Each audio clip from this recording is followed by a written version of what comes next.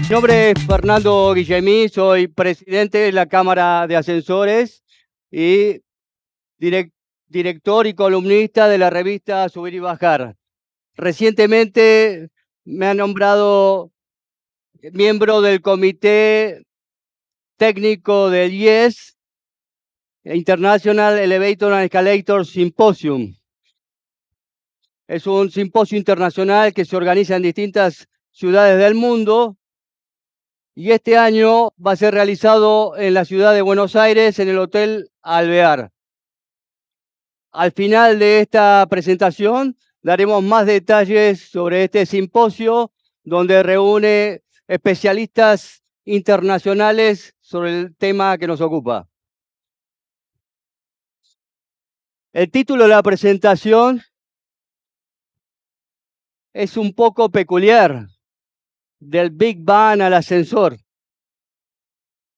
Pero vamos a tratar de unir lo que es el inicio del universo y de todo lo que conocemos con la eficiencia del ascensor. Pero también queremos brindar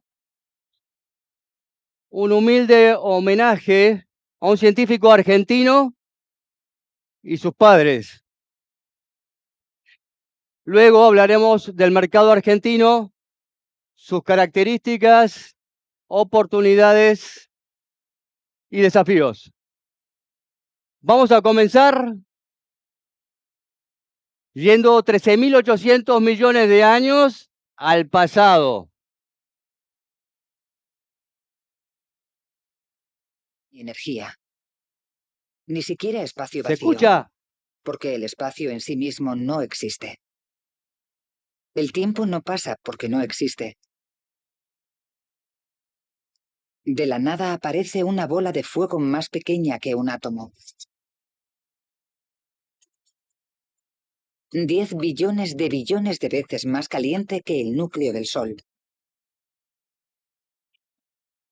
Lo que se convertirá en el universo explota desde una concentración millones de veces más pequeña que la punta de un alfiler.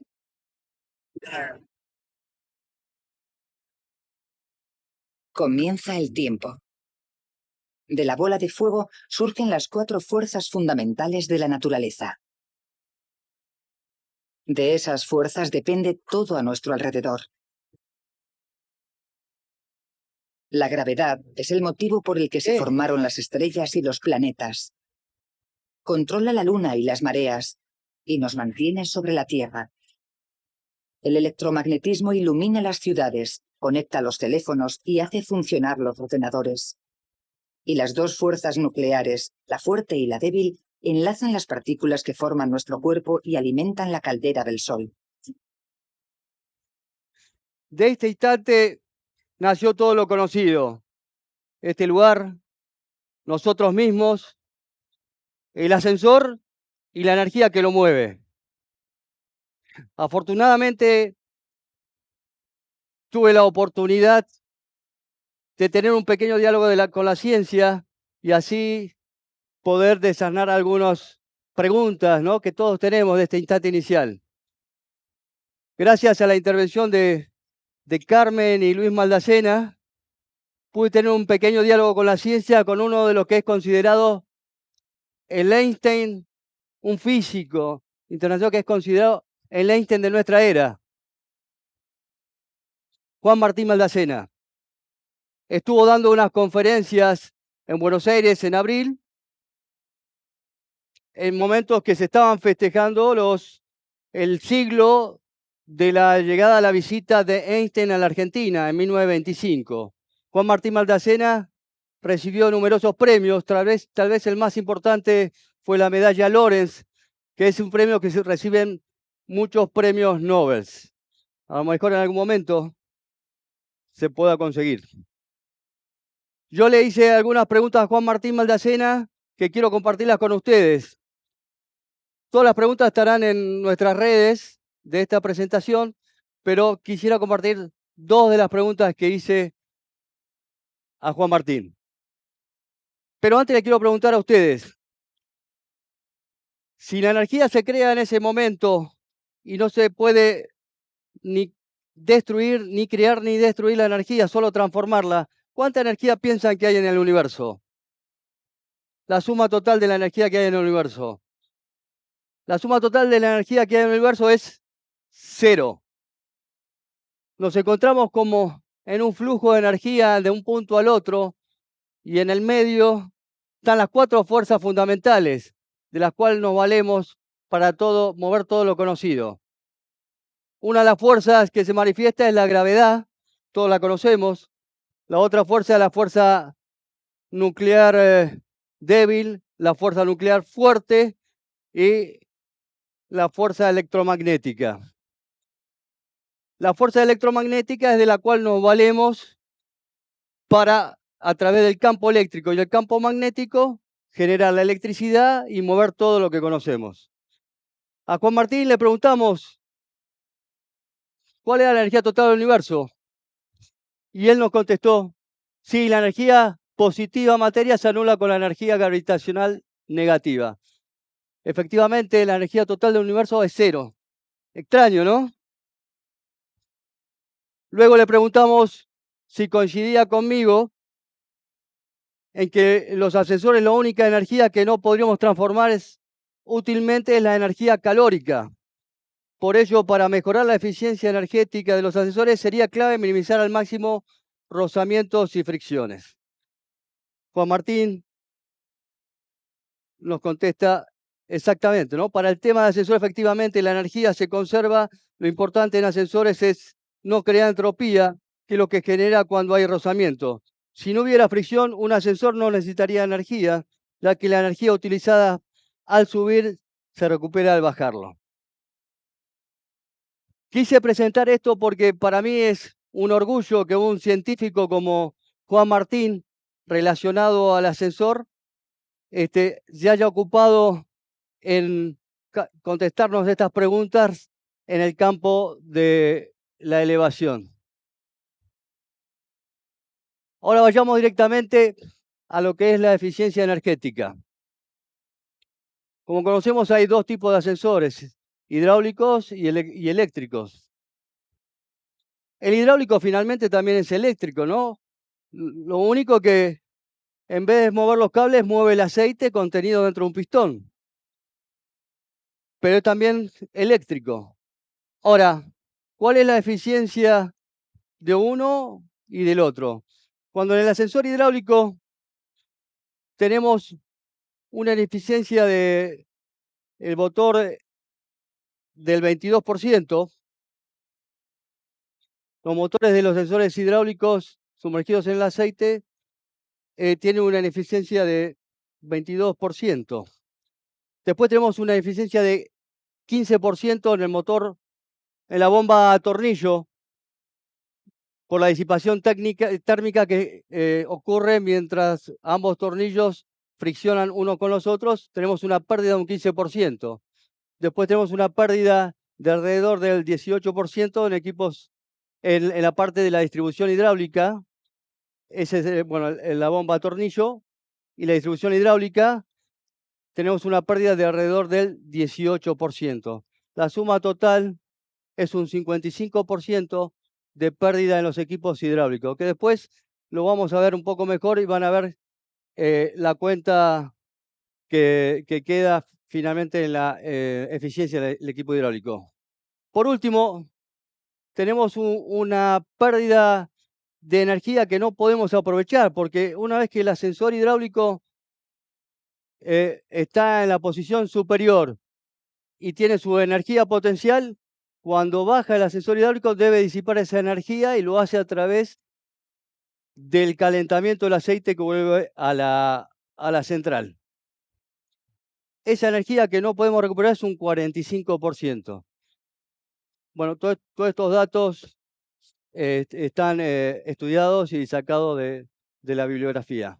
Ahora, respecto a los sensores eléctricos, a cambio del equipo hidráulico, tenemos una recuperación del 41%. ¿Cómo podemos recuperar los equipos eléctricos el 41%? 34% eliminando el reductor. Los equipos gearless sin reducción al eliminar la fricción entre el sinfín y la corona y el calentamiento por cojinetes, tienen una disminución de la pérdida en el 34%. Los motores sincrónicos de imanes permanentes han mejorado en un 7%. De un motor sincrónico de una eficiencia de 87% pasamos a una eficiencia de un 80%. Y por supuesto, si ponemos un inverter que recupere la energía cuando estamos impulsados por la gravedad, podemos recuperar un 22% de esa energía consumida. Si vamos a un caso práctico, nosotros hemos ensayado nuestra máquina en un laboratorio en Buenos Aires utilizando un freno con corriente de Foucault y dándole la carga efectiva, pudimos realmente comprobar que la eficiencia del motor es de un 87 a 90%. Cuando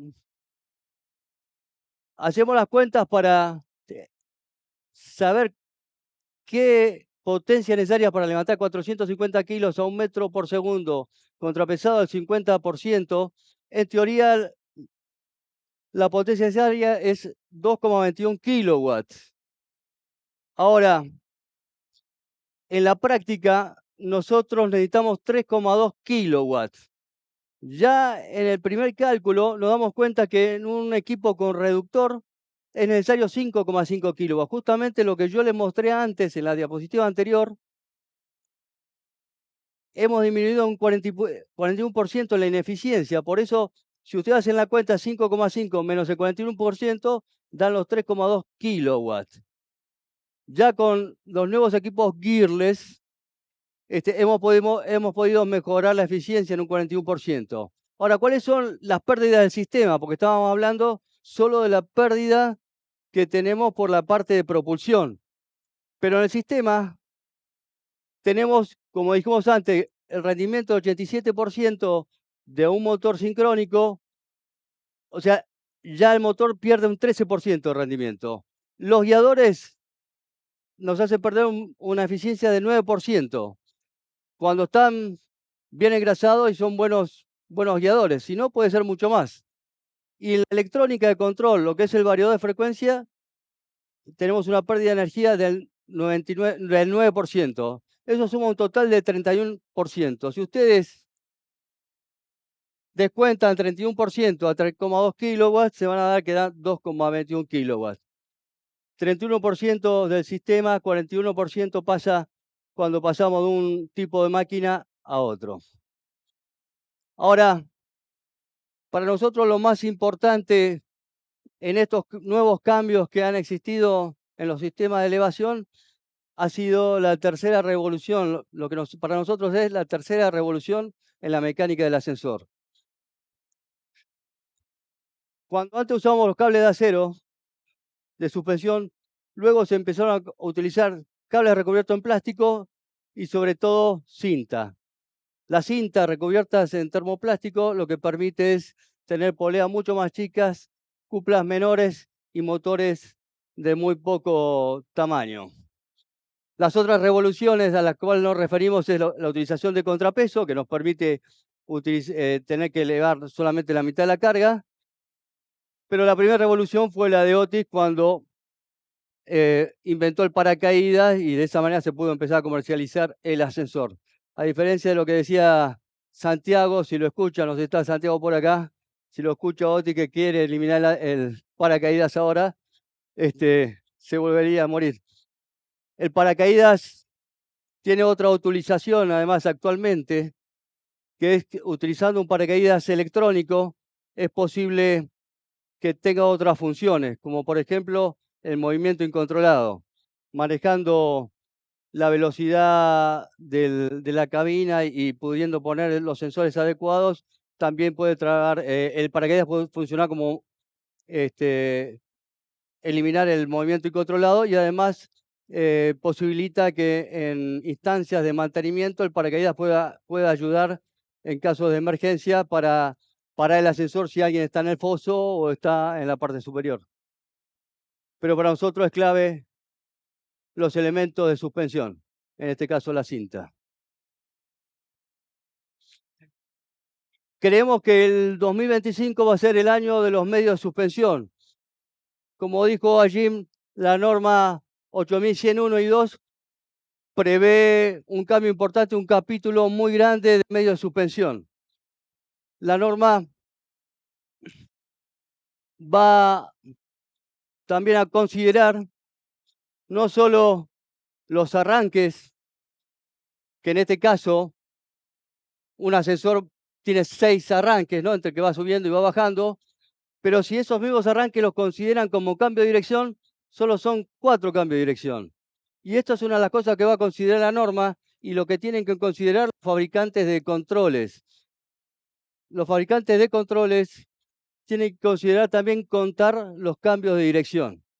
Eso ya lo hablamos varias veces con los fabricantes, y todavía no hemos tenido resultados. Esperemos que en algún momento. Es interesante porque con el cambio de dirección es el momento donde flexiona el elemento de suspensión. Cuando pasa de un lado para el otro, es el momento que está flexionando. Es importante poder contar los cambios de dirección. Para eso se utilizan, la norma prevé, bueno, utilizar un cálculo donde en realidad le da una vida útil. En este caso es NLIF dividido N sobre 1,5. Dividir N sobre 1,5 significa que toma el valor de 2/3 del valor de N. Y N es un valor que es un cociente entre la tipología del ascensor, entre poleas reversibles, poleas simples y poleas reversibles, relacionados con los ensayos de los medios de suspensión con poleas simples y poleas reversibles. No vamos a profundizar porque sería muy engorroso. Y prevé además la posibilidad de utilizar cables de 4 milímetros, 6 milímetros, aparte de los 8 que ya utiliza. Ale, ¿me traes un poco de agua? Gracias. En los cables de 4 y 6 milímetros, la norma va a prever que debe ser el cuore de acero, el alma debe ser de acero y además una determinadas ensayos que debe cumplir y están bien especificados en la parte 2. ¿Es así, Jim? Bueno, y en la parte 2 de la norma indica cómo ensayar este tipo de cables de 4 y 6 milímetros. Y por supuesto están los de 8 milímetros. ¿Eh? Conclusión de esta primera parte: la energía no se puede ni crear ni destruir, solo podemos transformarla. Tenemos que tratar de aprovecharla al máximo y eliminar en todo lo posible todo lo que genere calor, fricción, rozamientos. Debemos disminuir la entropía evitando las pérdidas por calor. Hay que utilizar sistemas de recuperación de energía, que en los casos de los equipos eléctricos sí se puede, en los casos de los equipos hidráulicos ya no es posible. Usar medios de suspensión confiables, duraderos y de menor diámetro posible, sin afectar la ecualización de los mismos. Esto es importante. La nueva norma nos va a dar cables de 4 milímetros, nos va a dar cables de 6 milímetros. Pero hay que considerar la presión específica, la adherencia y la ecualización. Ecualizar varios cables de 4 milímetros no es tan sencillo. Y si no tensionan todos muy parejitos, entonces algunos van a durar menos tiempo que otros. Por eso para nosotros la idea de la cinta fue superadora, ya que los cables que están dentro de la cinta, que encima tienen solo 2,5 milímetros de diámetro, están pretensados y recubiertos en el termoplástico. Si pensáramos todos estos cables de 2 milímetros, son 10 por cinta. En 3 cintas, tener 30 cables de esos sin estar pretensado y recubierto en plástico es muy difícil ecualizarlos. Eso es, digamos, el ejemplo por el ridículo, ¿no? Es imposible. Vayamos al mercado argentino. Mercado argentino son en todo el país alrededor de 220.000 ascensores. La industria está dominada por pymes nacionales, 90% del mercado, a contrario de lo que ocurre en el resto del mundo. La facturación, el mejor año de facturación fue alrededor de 680 millones de dólares en 2011, pero en el 2024 estuvimos en 400 millones. 2011 fue uno de los mejores años de la Argentina, se vendían alrededor de 4.500 ascensores.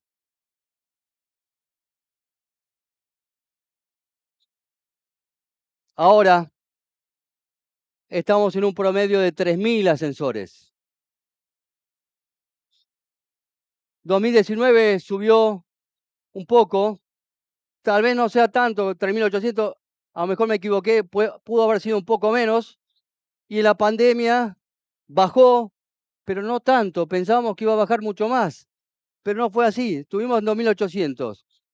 Ahora, en toda la serie vemos que Argentina está alrededor, con una proyección en 2025 de 3.200 equipos, estamos en una serie de 3.000 equipos aproximadamente. La distribución geográfica de los ascensores en Argentina, la mayoría de los equipos está en la ciudad autónoma de Buenos Aires, 110.000 equipos instalados.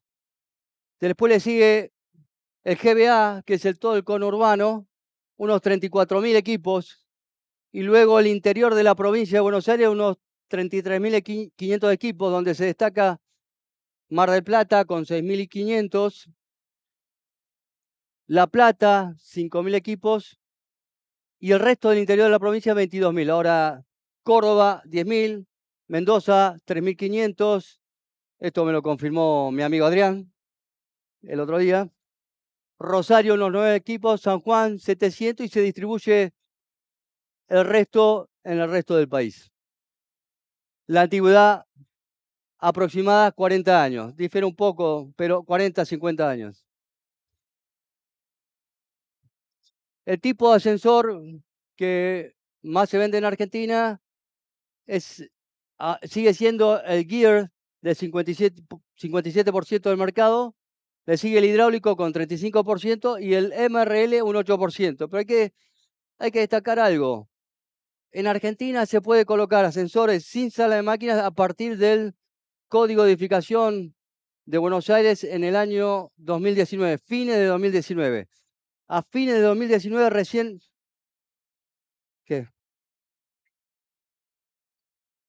A fines de 2019 recién se pudo empezar a colocar, o el gobierno de la ciudad permitió empezar a colocar Gearless MRL.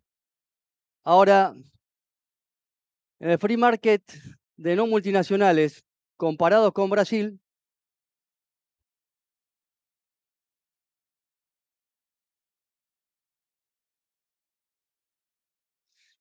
Brasil en el Gearless es muy superior. En el free market, 20%. Ahora, cuando hablamos de multinacionales, la mayoría de los equipos son MRL, Gearless MRL.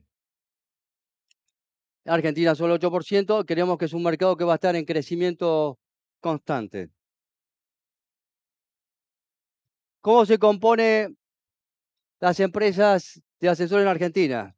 Alrededor de 2.000 empresas activas, donde empleamos 15.000 operarios. De esos 15.000, unos 12.000 son de conservación, mantenimiento, para mantener esos 220.000 ascensores.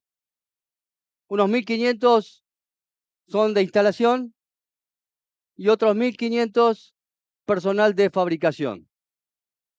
Como dije antes, en el 2011 fue el año donde más ascensores se vendieron, que fueron 4.500. ¿Cuáles son los factores que afectan al sector? La inflación, por supuesto. La inflación en Argentina ha sido terrible en los últimos años. Los costos impositivos, los costos provinciales y estaduales, la volatilidad del dólar. Hemos tenido una brecha cambiaria del 100% entre el dólar oficial y el dólar paralelo. Las restricciones en las importaciones han sido muy fuertes durante los últimos años y normativas locales que no se van adaptando a las normativas internacionales. Desde las cámaras siempre tratamos de ir ayornándolas, pero bueno, hemos tenido problemas a nivel local en algunas intendencias de provincias. Lo que es el marco regulatorio en Argentina, una de las resoluciones más importantes ha sido la 897/99, donde se exigió la certificación de productos en un laboratorio nacional.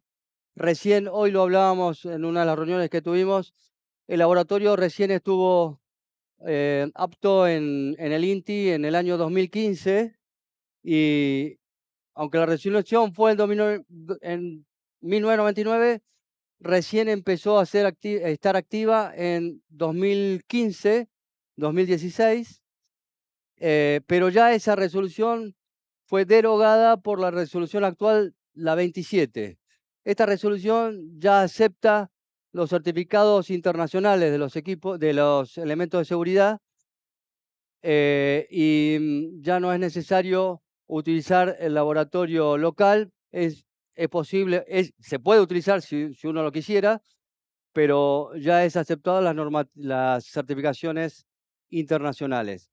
Después está la resolución 237, que justamente es un paraguas sobre todas las resoluciones actuales que hay en las normas argentinas, en todo lo que tiene que ver con la seguridad para los usuarios, indica cómo presentar los trámites para las declaraciones juradas y aceptación de las certificaciones internacionales.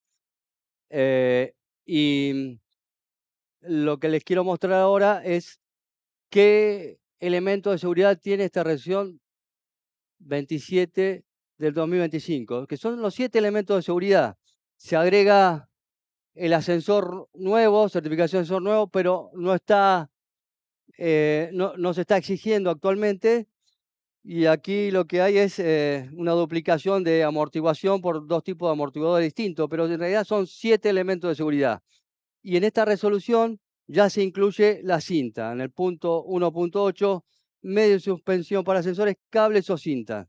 Las normas que son aceptadas son la INAM, la nacional, la ISO internacional, ya estamos poniendo la 8101 y 2, la ASME A17.1, aquí ponemos la punto 6 porque es la que tenemos por ahora para certificar cintas, solo aparece en la A17.6 y por supuesto la AN y la Mercosur.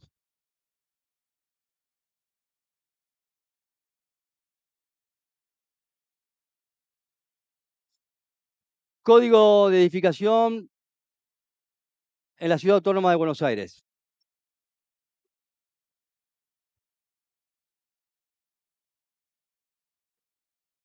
El nuevo código de edificación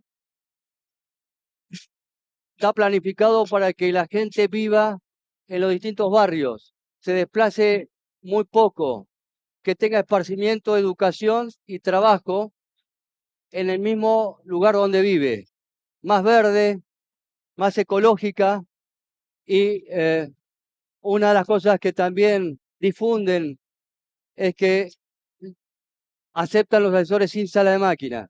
Eso significa que los edificios pueden estar todos enrasados a la misma altura en los distintos barrios. Solo se permite edificación de altura en avenidas y en ciertos lugares. Pero la idea es un equilibrio urbanístico con mucho verde, ecología y edificios bajos. La ciudad de Buenos Aires es una ciudad chata, tiene edificios de hasta 10 plantas en promedio. Estamos hablando de ascensores que van a estar alrededor entre las 8, 9, 10 paradas.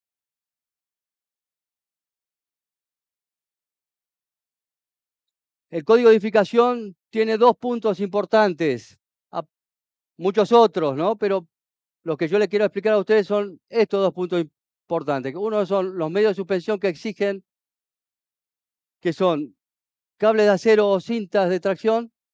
Los diámetros mínimos son de 8 milímetros.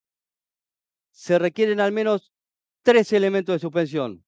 No es como la norma europea que cambiando de factor de 12 a 16 te permite 2 cables.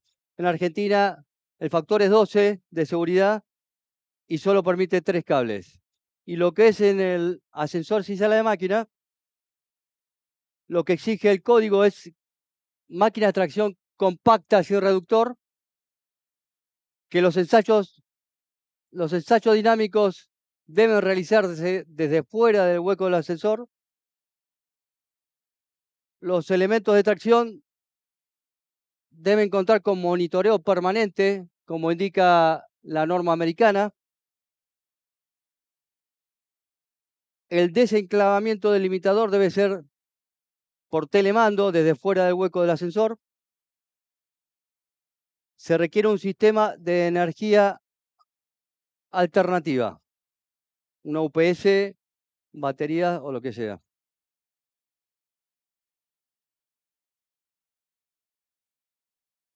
Las cámaras de instituciones del sector son 8 cámaras más 2 instituciones reunidas todos en la Federación de Asociaciones y Cámaras de la República Argentina, FACARA. ¿Por qué hay tantas cámaras? Porque cada región es la que tiene bajo su gobierno las normativas sobre ascensores.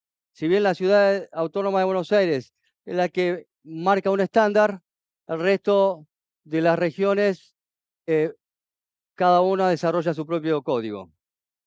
El ITEA es un instituto de estudio y enseñanza del ascensor, y la IEA es la Asociación de Ingenieros Especialistas en Ascensores. Esas 8 cámaras más las 2 instituciones componen la Federación Argentina de Ascensores. Dentro de la federación también está el Comité Permanente de Seguridad. Es un comité formado por personas representativas del sector. No tienen que ser directamente, no es un comité formado por las cámaras, sino por las personas que tienen conocimiento y experiencia en el tema ascensores. Son conservadores, expertos en seguridad e higiene, hay una representación de bomberos, hay una representación también de la Asociación de Ingenieros. Lo que tiene el Comité Permanente de Seguridad como función es dar recomendaciones a los distintos actores del sector. Por ejemplo, estas son varias de las recomendaciones, noticias, circulares y solicitudes que efectúa el Comité Permanente de Seguridad. Una de las noticias de seguridad, por ejemplo, no seas uno más, quisiera decir, noticias de servicio de ascensores, de seguridad de ascensores. Habla de un procedimiento que se hizo en una reparación, en una prueba de seguridad de un ascensor, donde no hubo una buena comunicación entre las personas que estaban haciendo la actividad y las personas que estaban en la sala de máquina. Movieron el ascensor en un momento que no lo tenían que mover y por suerte solo rompieron un elemento del ascensor, pero podía haber habido un accidente grave. Entonces, el Comité de Seguridad toma todos esos casos, los pone en una determinada nota con un determinado modelo y luego se difunde a través de la federación a las distintas entidades. Otra de las recomendaciones, solo para dar 2 ejemplos, tiene que ver con el rescate de una persona encerrada en el ascensor. Estas recomendaciones, hay 3 tipos de recomendaciones. Una que se le da a la empresa conservadora, otra que se le da al usuario cuando queda dentro del ascensor y otra que se le da a los usuarios que están fuera del ascensor y tienen que ayudar a esa persona. Estas recomendaciones se difunden y de esa manera se evita que pudieran haber accidentes peores.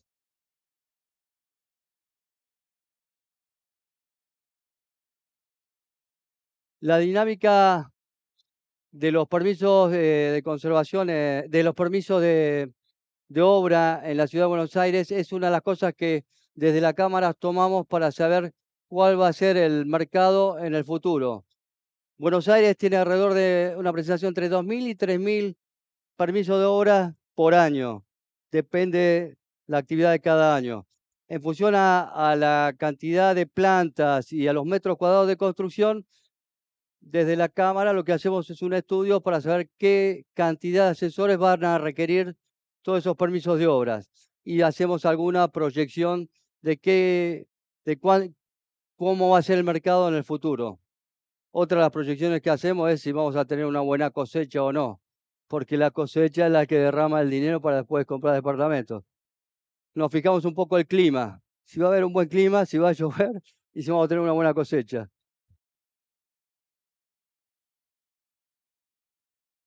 El contexto económico para el 2025, hace poco hubo cambios en Argentina, ya se liberó parte del cepo, ya no hay tantas restricciones a las importaciones. Se están esperando las inversiones. Creemos que, como ha dicho el Fondo Monetario hace poco tiempo, la Argentina va a crecer en un 5%, se va a diferenciar un poco de lo que va a ser el mundo, esperemos que sea así.